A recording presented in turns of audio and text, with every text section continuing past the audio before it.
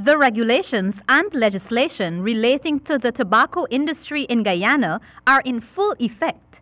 That's what the Minister of Public Health, Valda Lawrence, told representatives of the DEMTOCO during a meeting with them on Thursday. The Tobacco Act came into force on the 15th of December when the commencement order was published. All right? And there are provisions in the Act that are currently enforced upon the signing or the assent by His Excellency. So there are various provisions within the Act that becomes alive, one, when the President consented, and two, when the commencement order was issued. So it's a two-pronged approach in the Act. Meanwhile, the Ministry of Public Health's lawyer on tobacco control issues, Cassandra Alves, stated that the only part of the law that gives a timeline for execution is the period for the tobacco company to comply with the packaging and labeling regulations.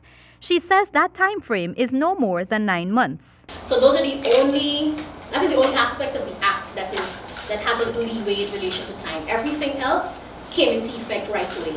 So 9 months from the 15th of December would be about the 14th of September. So at that date, we don't expect to see any tobacco products that are not in compliance with the law. According to Ms. Alves, with this law that is already in effect, public display of tobacco products for commercial use is now banned. With relation to advertising, promotion and sponsorship, that came into effect right away. And all the other provisions. Only packaging and labeling has a leeway within 9 months. Since the law is already enforced, the clause that prohibits smoking in public places and public transportation must be observed.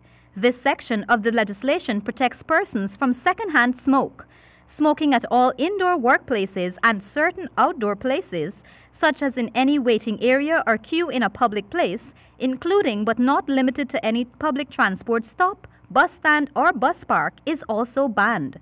The legislation will be enforced by the application of several penalties in the form of fines and prison sentences for certain transgressions. These range from a fine of $200,000 for persons who breach the new regulations, along with 6 months imprisonment, to fines for business entities of up to $9 million. Reporting for HGP Nightly News, I am Kristen Macklingam.